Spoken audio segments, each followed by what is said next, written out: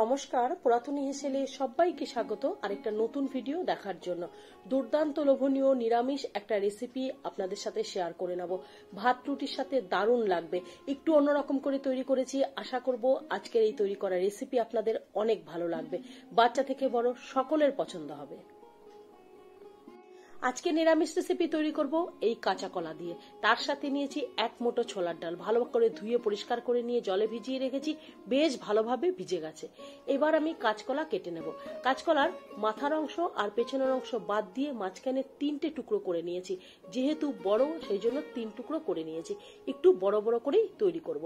3টে কাঁচা কলাই মাঝখান দিয়ে 3 টুকরো করে নিয়ে প্রথমেই ভালোভাবে ধুয়ে নিয়েছি। এবার একটু হলুদ জলে ভিজিয়ে রেখে দেব। কাঁচা কলা ভিজিয়ে রাখার বেশ কিছু সময় বাদে আমি কাঁচা কলা সেদ্ধ করে নেব। এবার কড়াই বসিয়ে তার মধ্যে দিয়ে দিলাম পরিমাণ মতন জল। কাঁচা কলাগুলোকে দিয়ে নুন আর হলুদ দিয়ে গ্যাস কমিয়ে দিয়ে ঢাকা দিয়ে রাখবো যতক্ষণ পর্যন্ত না এই কাঁচা কলা সেদ্ধ হয়। বেশ কিছু সময় বাদে দেখুন কাঁচা কলা কিন্তু ভালোভাবে সেদ্ধ হয়ে গেছে। এই কলা কিন্তু ভালো করে একটু সেদ্ধ করে নেবেন। এবার জল থেকে কলাগুলোকে তুলে নেব আর ঠান্ডা হওয়া পর্যন্ত আমি অপেক্ষা করব।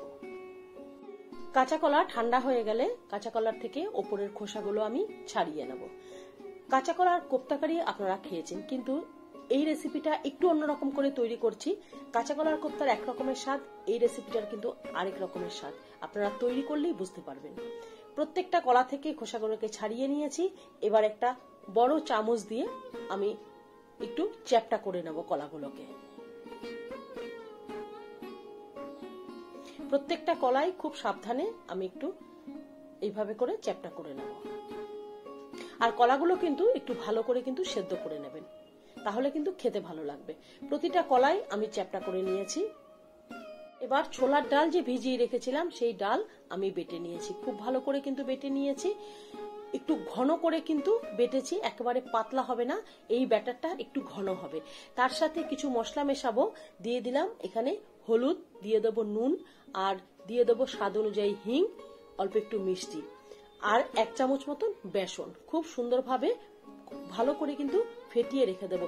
এই ব্যাটারটা একটু ঘন হবে, যাতে কাঁচা কলার গায়ে খুব ভালোভাবে লেগে যায়, সেই রকম করে কিন্তু এই ব্যাটারটা তৈরি করতে হবে। আর সবার শেষে ওপরে একটু সর্ষের তেল দিয়ে কিছু সময় আমি রেখে দেবো। ব্যাটার বেশ কিছু সময় আমি রেখে দিয়েছিলাম, আর খুব ভালোভাবে কিন্তু ফেটিয়ে নিয়েছি। আর একটু ঘন করতে হবে, যাতে কাঁচা কলার গায়ে খুব ভালোভাবে লেগে থাকে। কড়াই বসিয়ে তার মধ্যে সর্ষের তেল দিয়েছি। আমি সর্ষের তেলে রান্না করছি। গ্যাস কমিয়ে দিয়ে এবার বড়াগুলোকে ভেজে নেব। এই যে দেখুন মাঝখানে কলা দিয়ে এর ওপর নিচ করে খুব সুন্দর করে আমি ব্যাটারটা লাগিয়ে নিচ্ছি, যার জন্য এই ব্যাটারটা একটু ঘন করতে হবে। আর এই ব্যাটারের মধ্যে নুনের পরিমাণটা কিন্তু ভালোভাবে কিন্তু দিতে হবে।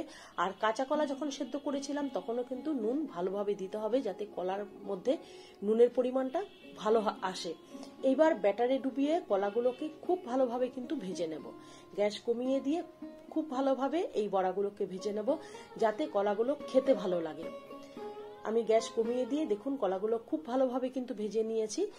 এই বড়া আপনারা ডাল ভাতের সাথেও কিন্তু খেতে পারেন, অথবা ঘি দিয়ে গরম ভাতেও কিন্তু খেতে পারেন।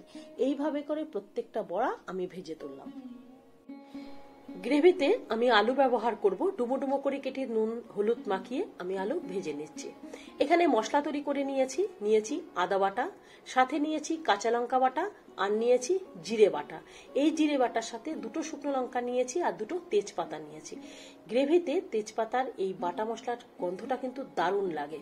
এবার সেই তেলের মধ্যে আমি গোটা জিরে ফোড়ন দিয়ে তার মধ্যে এই মশলাগুলো দিয়ে দেবো। এর মধ্যে দিয়ে দেবো অল্প একটু জল, আর সাথে দেব হলুদ, কাশ্মীরি রেড চিলি পাউডার, আর অল্প একটু মিষ্টি। অল্প একটু জল দিয়ে এবার এই মশলাটাকে খুব ভালোভাবে কষিয়ে নেব। মশলা ভালোভাবে কষিয়ে নিলে তার স্বাদ কিন্তু অনেক ভালো লাগে। আর এই নিরামিষ রান্নাতে মশলার মধ্যে অবশ্যই কিন্তু একটু তেজপাতা একটু বেটে দেবেন, দেখবেন দারুণ লাগবে খেতে। এবার এই মশলাটাকে খুব ভালোভাবে কষাবো যতক্ষণ পর্যন্ত না তেল উঠে আসে। এখানে দেখুন মশলাটা খুব ভালোভাবে আমি কষিয়ে নিয়েছি। বেশ মশলাটা ভালোভাবে কষানো হয়ে গেছে, উপর থেকে তেল উঠে এসেছে। এবার আমি এর মধ্যে দিয়ে দেবো পরিমাণ মতো ঝোল। তবে গ্রেভিতে যে জল ব্যবহার করব এই জলের পরিমাণ কিন্তু একটু বেশি দিতে হবে। এই কাঁচা কলা কিন্তু এই গ্রেভি অনেকটাই কিন্তু টেনে নেবে, সেই আন্দাজ মতন করে আমি এখানে জল ব্যবহার করলাম। জল দিয়ে নুন ঝালের পরিমাণটা খুব ভালোভাবে দেখে নিয়ে খুব ভালোভাবে কিন্তু জলটাকে ফুটতে দিয়েছি। আর আলুও কিন্তু এখানে বেশ সেদ্ধ হয়ে গেছে। খুব ভালোভাবে এই ঝোল ফুটে উঠলে এবার আমি দিয়ে দিলাম সেই বড়াগুলো। এবার বড়াগুলোকেও খুব ভালোভাবে ফুটিয়ে নিয়ে এবার একটু উল্টে পাল্টে দেব, যাতে এই গ্রেভিটা এই বড়ার মধ্যে চলে যায়। কাঁচা কলার কোপ্তা আপনারা খেয়েছেন, তার স্বাদ অসাধারণ। আর এই কাঁচা কলার রেসিপিটা কিন্তু একেবারে অন্যরকম, আপনারা তৈরি করলেই বুঝতে পারবেন। খুব ভালোভাবে ফুটে উঠলে নুন ঝালের পরিমাণ দেখে নিয়ে এবার আমি এর মধ্যে এলাচ, দারচিনি, লবঙ্গ বেটে সেই গরম মশলা দিয়ে দিলাম। তার মধ্যে এবার দিয়ে দেবো 1 চামচ মতন ঘি। এই ঘি আর এই বাটা গরম মশলা এর ঘ্রাণটা কিন্তু অসাধারণ। আপনারা যখন নিরামিষ রেসিপি তৈরি করবেন সেই মশলার মধ্যে একটু তেজপাতা বেটে দেবেন, তার গ্রেভির স্বাদটা কিন্তু অনেকটাই ভালো আসে। এবার গ্যাস কমিয়ে দিয়ে একটু সময় আমি রান্না করে নেব, উপরে তেল উঠে আসবে আর আমি তারপরে বন্ধ করে দেব। একটু সময় ঝোলটা একটু ফুটিয়ে নেব, এবার একটু ঢাকা দিয়ে রাখবো, তারপরে আমি গ্যাস বন্ধ করে দেব। বেশ কিছু সময় বাদে আমার এখানেই কিন্তু দেখুন আমি একটা কড়াইতে আলাদা করে তুলে নিয়েছি। আর এখানে যে বড়াগুলো আমি নিয়েছি বেশ কিন্তু গ্রেভি টেনে বড় বড় কিন্তু হয়ে গেছে আর বেশ মোলায়েম হয়েছিল, খেতে কিন্তু দুর্দান্ত হয়েছে। কোনো অনুষ্ঠানে বা বাড়িতে অতিথি আপ্যায়নে আপনারা এরকম নিরামিষ রেসিপি তৈরি করবেন, দেখবেন সবাই আপনার প্রশংসা করবে। যদি আজকের রেসিপি আপনাদের পছন্দ হয়ে থাকে অবশ্যই বাড়িতে তৈরি করবেন। ভালো লাগলে লাইক করবেন, শেয়ার করবেন, কমেন্ট করবেন আর আমার চ্যানেলটিকে সাবস্ক্রাইব করবেন। এতক্ষণ আমার সাথে থাকার জন্য অসংখ্য ধন্যবাদ। ভালো থাকবেন, সুস্থ থাকবেন। নমস্কার।